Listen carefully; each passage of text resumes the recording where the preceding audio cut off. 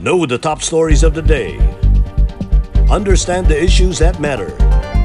This is Manila Bulletin News on Web. Your quick rundown of top news in the country and around the world. Manila Bulletin, celebrating 120 years of timely stories and timeless truths. Be fully informed. Hi, I'm Barbie Atienza. This is MB Now, and here are your news on web. The government's pandemic task force has allowed those who received their 2 doses of anti-coronavirus vaccines in the Philippines to re-enter the country, according to Malacanang. In a statement, Presidential spokesman Harry Roque said the Interagency Task Force for the Management of Emerging Infectious Diseases approved the guidelines on inbound international travel to any port of the Philippines of all fully vaccinated individuals who have been inoculated in the Philippines.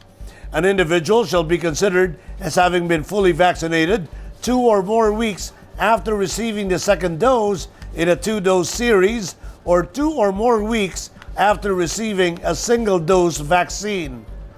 A fully vaccinated individual must carry his vaccination card, which must be verified prior to departure and must be presented to a Bureau of Quarantine representative for re-verification at the Department of Transportation one-stop shop upon arrival in the country. All inbound fully vaccinated individuals shall be required to undergo a 7-day facility-based quarantine upon arrival. The Bureau of Quarantine shall ensure strict symptom monitoring while in the facility. The fully vaccinated individual shall only be tested for COVID-19 if he manifests symptoms during his stay in the facility. After completing the 7-day facility-based quarantine, the Bureau of Quarantine shall issue a quarantine certificate indicating the individual's vaccination status.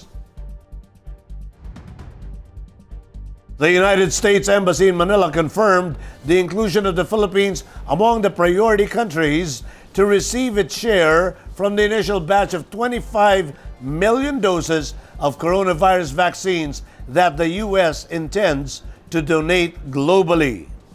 In a virtual media briefing this morning, U.S. Chargé d'Affaires John Law said the initial batch is part of the 80 million vaccine doses that President Joe Biden announced last month to be distributed through the COVAX facility.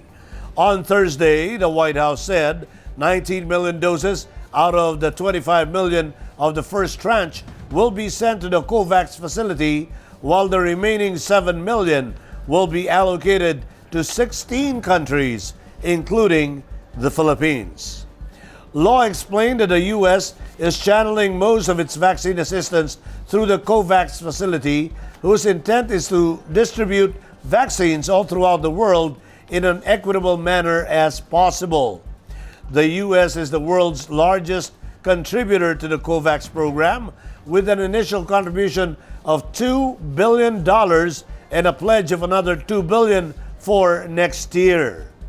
The COVAX target for the Philippines, according to Law, is to vaccinate approximately 1 in every 5 Filipinos, or at least 44 million doses of vaccines that will be administered under the program.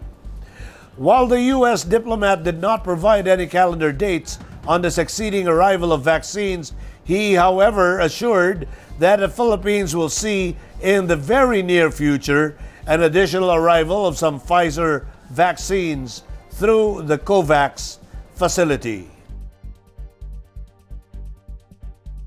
President Rodrigo Roa Duterte is still undecided on whether or not to run for vice president in the 2022 national elections. According to presidential spokesman Harry Roque, the president has yet to make a decision on his political fate, since he remained focused on pressing matters such as the country's vaccination drive at the moment. Roque explained the vaccination of Filipinos would be crucial to help ensure a safe mobility during the national and local elections next year. Duterte, who will end his 6-year term on June 2022, is being persuaded by his political party to run for vice president next year. The palace earlier said the president was leaving the matter to God. Meanwhile, Vice President Leni Robredo stressed that she is still open to running for president in 2022 amid speculations that she is gunning for the gubernatorial post in her home province of Camarines Sur. In a Facebook post, the vice president said that she has not made a decision yet on her political plans for next year. Robredo said there are a lot of considerations to be made, but promised to make the decision at the right time. The proportion of Filipinos who fear the worst is yet to come in the COVID-19 crisis has increased in the latest social weather stations survey results released on Thursday, June 3. Of the 1,200 adult respondents surveyed on April 28 to May 2, 2021, 49% said the worst is yet to come, up from 31% in the November 2020 survey. The percentage of those who fear the worst is yet to come is highest in Balanced Luzon with 54%, followed by Metro Manila with 50%, Visayas with 49%, and Mindanao with 38%.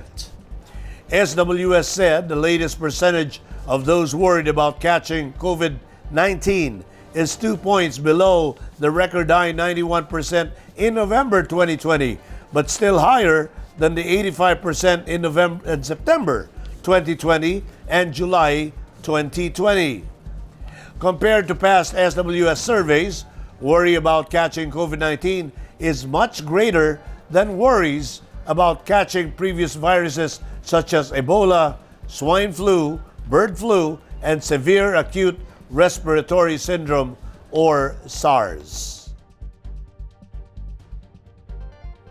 In Metro News, gunfight between cops and kidnap group stalls traffic at SLEX.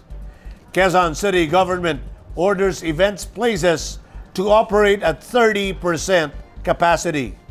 And Manila unveils marker for the Battle of Bangkusay's 450th anniversary in Tondo. More from these reports. A gunfight that ensued between the police and a kidnap group has installed traffic at the Silangan Exit South Luzon Expressway in Calamba, Laguna on Thursday afternoon. Elements of Philippine National Police Regional Intelligence Division's Anti-Carnapping Unit said it received a report that Chinese national was kidnapped at Asiana, Parañaque City using a white vehicle. Upon receiving the report, the RIDAN car patrolled around the southern area of the National Capital Region. The van, which allegedly took the Chinese national, was spotted heading towards SLEX. Authorities said the alleged kidnappers opened fire at the authorities as they reached Cabuyao Exit. The city government of Quezon City has released the guidelines for event venues to prevent further transmission of coronavirus disease in the city. Hotel function rooms and similar venues may operate at 30% for meetings, incentives, conferences, exhibitions, and other events. For social purposes, the venue may operate at 20% provided the facility complies with the Safety Seal program. Organizers and venue owners, operators will be held liable for exceeding the capacity or for a violation of health protocols. They must record the names and contact details of all attendees, and QC Pass digital contact tracing should be used as far as possible for contact tracing. A marker commemorating the 450th anniversary of the Battle of Bangkusay was unveiled in Moriones, Tondo on Thursday. The unveiling ceremony was led by Manila Mayor Francisco Isko Moreno Dumagoso and National Historical Commission of the Philippines Chair Rene Escalante and NHCPOIC Executive Director Carminda Arevalo. Dumagoso in his speech said the historic Battle of Bangkusay shall serve as a reminder to every Filipino and present leader of their obligation to maintain the freedom and sovereignty in the 7,100 islands of the country. Here are the top news in other parts of the country. Man yields 1.5 million marijuana bricks in Mountain Province. Secretary Dar assures continued support for Cebu's food security program. And 3 passengers dead after man sets bus on fire in Cotabato. Let's check out the details.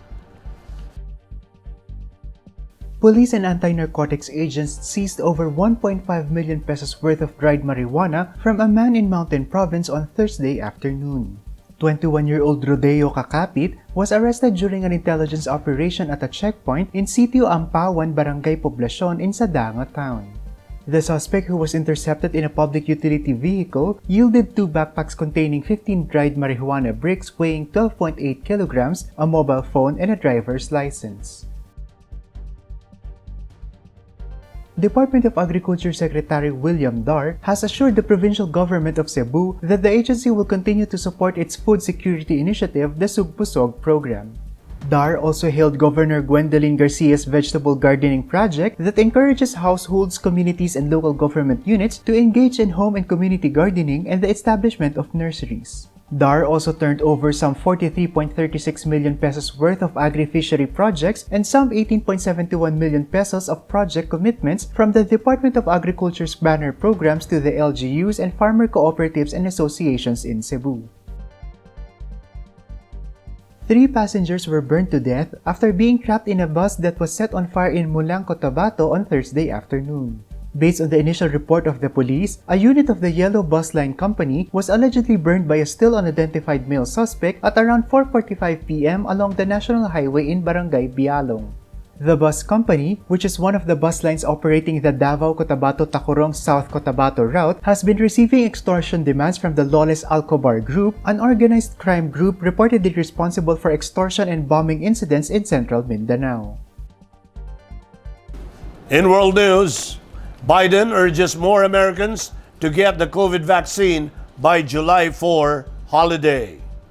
COVAX raises $2.4 billion to help combat jabs shortfall.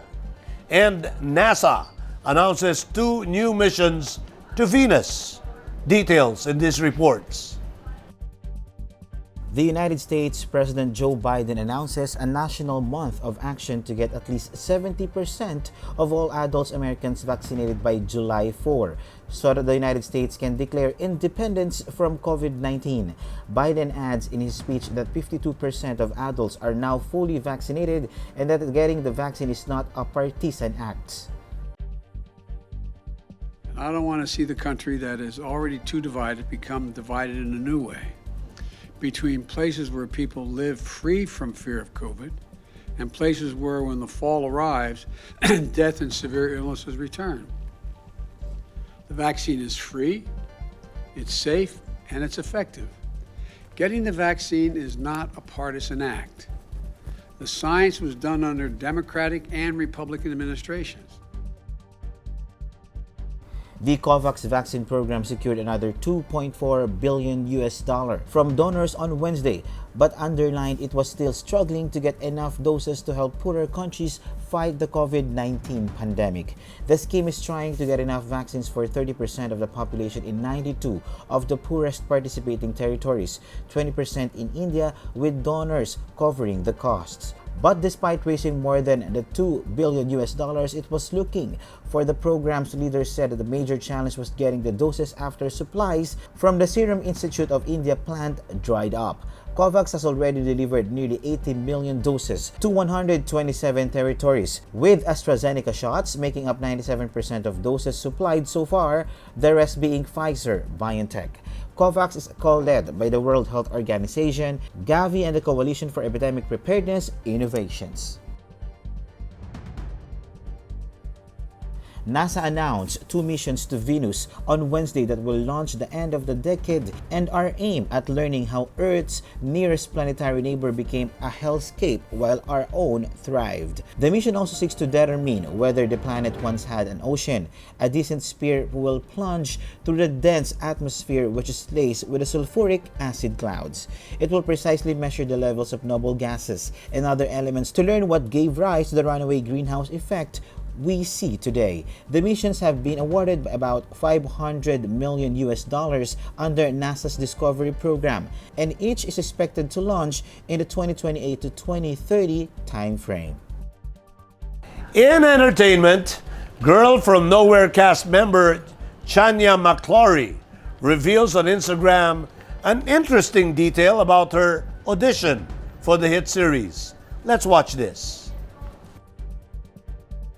Thai actress Chania McClory, who played Yuri in the new season of the hit series Girl from Nowhere, has revealed an inspiring story of how she rose from the challenges before she hit the big time. On Instagram, Chania shared details of her audition video for the Netflix series. She revealed that she auditioned for the series just 11 days after she had brain surgery. She added that she was very worried and scared about her surgery because she may not be able to act again after waking up from the surgery. But when she woke up, she was given an opportunity and she didn't think twice about taking the chance. Girl from Nowhere is a fantasy thriller centered around Nano, an unconventional teenager played by Kitty Chicha Amatayakul, who moves to different schools to serve her own brand of vigilante justice. In sports, the Phoenix Suns won against NBA champion Los Angeles Lakers, which led to the elimination of the LA Lakers in the first round of the playoffs. Details in this report. The Phoenix Suns, fueled by 47 points from Devin Booker, beat the Los Angeles Lakers 113-100 on Thursday to eliminate the reigning NBA champions in the first round of the playoffs. Superstar LeBron James scored 29 points to lead the Lakers, but they were unable to dig themselves out of a 29-point first-half hole and lost the best-of-7 Western Conference Series 4-2. The Lakers clearly felt the lack of star Anthony Davis, who was a game-time decision to start after missing the second half of Game 4 and all of Game 5 with a groin strain. The last defending NBA champion to be knocked out in the first round was San Antonio Spurs in 2015. And those are the news on Web today, June 4, 2021. For more news and details, get your copy of the Manila Bulletin newspaper tomorrow, or you can log on to www.mb.com.ph. You may also subscribe to our newsletter through the link on this video's caption to have the day's latest news delivered to your inbox. I am Barbie Atienza for Manila Bulletin. Join us again on Monday. This has been MB Now. Be fully informed.